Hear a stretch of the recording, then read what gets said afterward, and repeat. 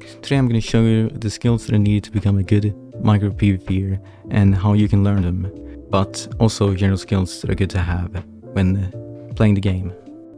The first thing we're going to talk about to improve micro PvP skills is changing your keybinds. And you can see my keybinds on the screen right now. I'll mainly change the keybinds for your hotbar because it's a fastest for your fingers to click, and scrolling with your scroll wheel is pretty slow and inefficient. So I would generally recommend changing the buttons for them, and I also would change toggle perspective. You don't need to do that, but I'll recommend doing it so you can more easily change the perspective and seeing what is, opponents behind you and what is happening. And mouse sensitivity, I would recommend having a bit lower. I personally have 72 sensitivity and DPI 1080, but it depends a lot on the person and what works well for you. Okay, the way you crit in 1.9 PV and upwards is through when you're just about to crit, you stop clicking W just for a second, and the reason why you do it is because 1.9 PV and upwards, you simply don't crit when you are sprinting, so we need to, work around the rules and just for a second stop clicking W. In this clip I'm going to show you a successful combo with a sword and the things I did to have so much success doing this combo. As you can see in the clip, I slowed it down a bit, but one really important thing I did all the time in this clip is I strafed, and it's a really important thing to be able to do a clean combo is to be able to strafe, because if they hit you, the combo stops. So it's very essential that you are able to strafe, and I'm also strafed pretty linearly AD, so it's pretty easy to do. But if you're in that rhythm of doing it, it can be really strong, as you saw in this clip. But I thought about that thing that is really needed in doing a crit is right before a hit I stopped clicking W, and then I instantly clicked W again, so I still had momentum to hit him again. So those are the basic things I did to have so much success.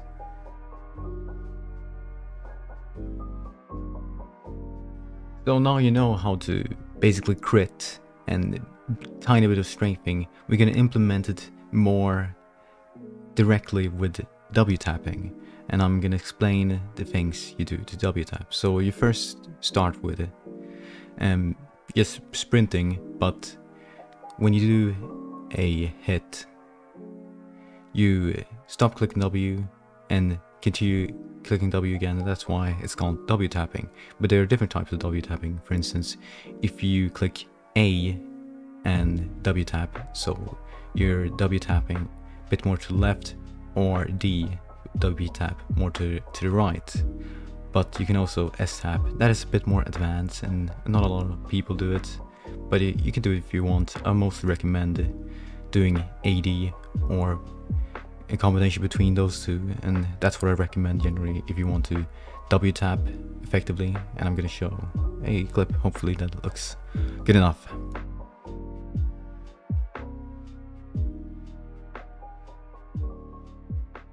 And now I'm going to show you live if I can implement the things that I've talked about, and hopefully it should be amusing. I might be wrong, but hopefully. Okay, now I'm going to show you a live implementation of the things I've showed you guys. Oh, this player is actually good.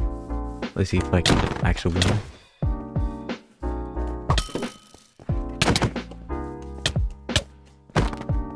Ooh, he was good at the start, but I got the upper hand at the end there. Ooh, okay. The tension is rising. It's an epic battle between two fighters. Who will win? You will see after this commercial break. Isn't that is literally like what it is in TV. You can see this after this commercial break. Let's go. We got a W. We won. We did it. I don't know if I can do it without you guys. Such a epic story. Okay, this first part of mainly talked about how to sword PvP, so how to W-tap and how to crit with a sword mainly. But now I'm gonna talk about how to axe PvP effectively, and most often including a shield.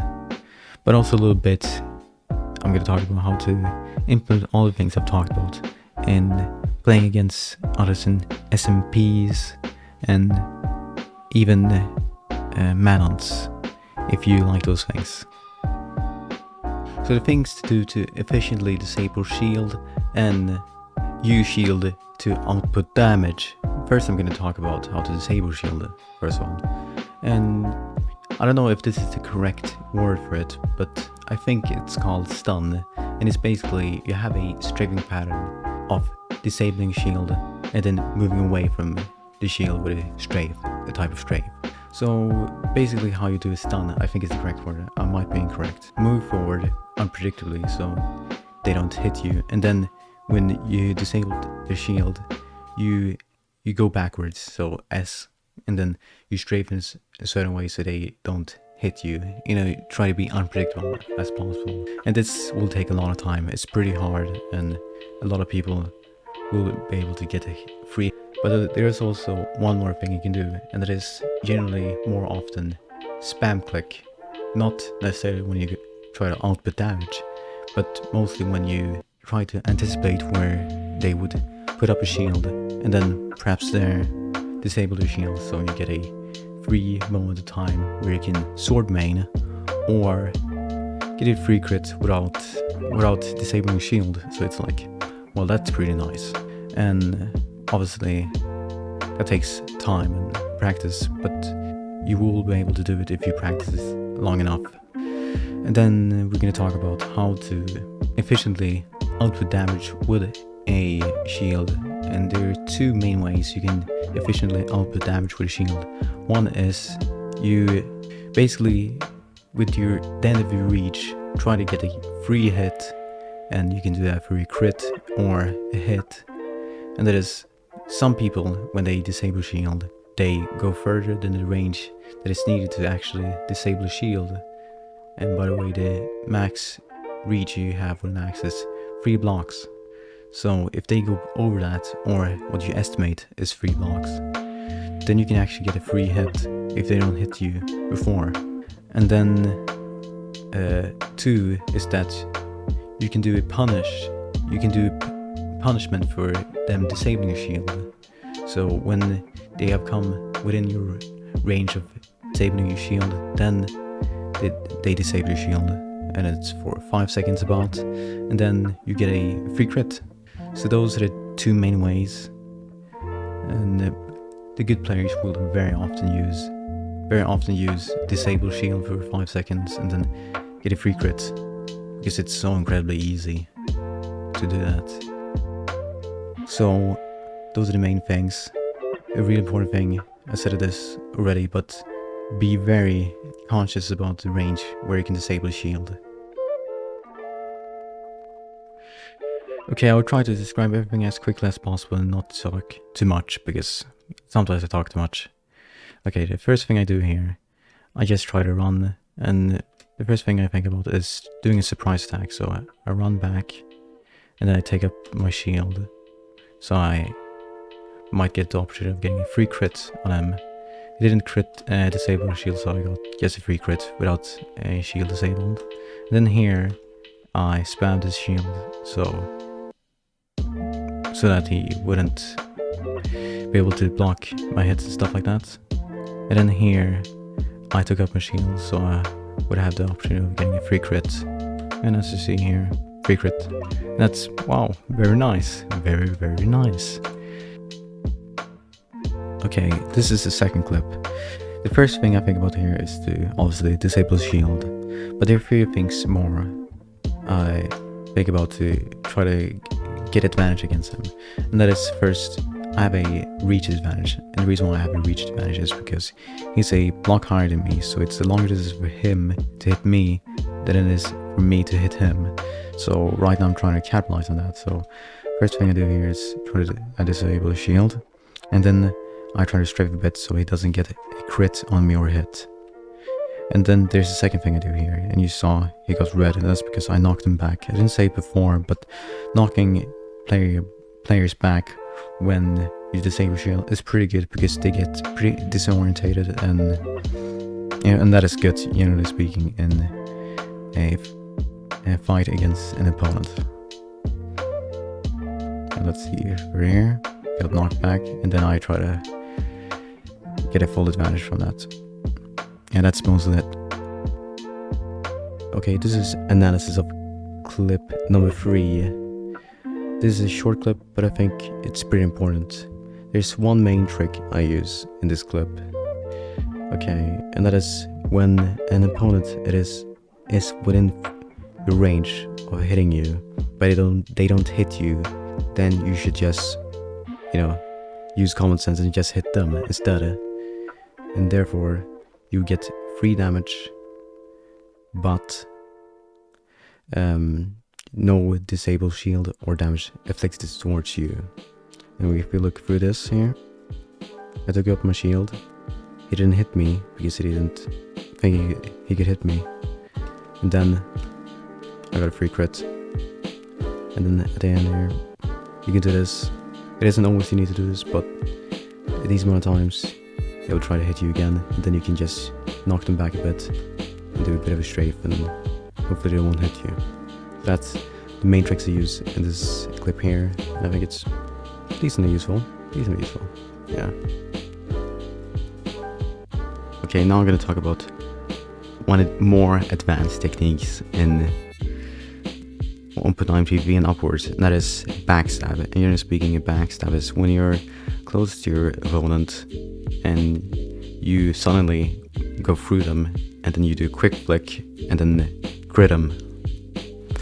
But there's one problem. Don't get me wrong, I do it pretty often, or not pretty often, but I do it, once in a while, backstab. But it's people anticipate it way too often. So I have a second proposal of what you can do, and that is a more casual version of the backstab. And that is, you go a bit more to the left. If you look through this clip here, you go a bit more to the left or the right, you can more easily get to their back and stab them. And the important thing there is be able to flick very quickly, so they won't be able to react quick enough to your hit. And then we look to the second one here. So once again, and then try to disable the shield, but it didn't succeed. So those are the main things. It's difficult, but if you practice, you should be able to succeed in doing a backstab.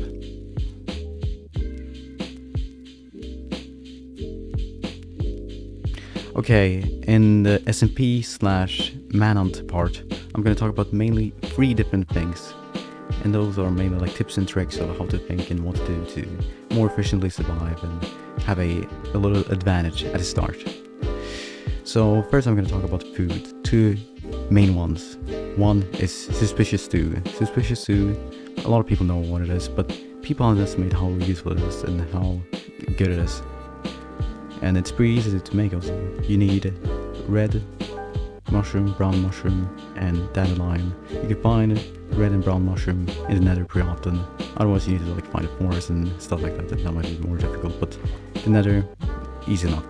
And then golden carrots. Gold carrots is easier. You can find carrots and gold nuggets in shipwrecks and stuff like that, so it's even easier. And if you can't find enough gold nuggets in a chest and stuff like that, you can just go to the nether, and there's a lot of gold to mine there. So those are the 2 main food sources, and it's efficient and easy.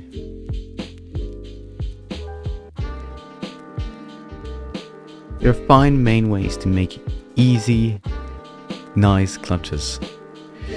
The first one, and that is the most commonly known, is water bucket. Everyone knows that one. It's pretty easy. It's not that hard.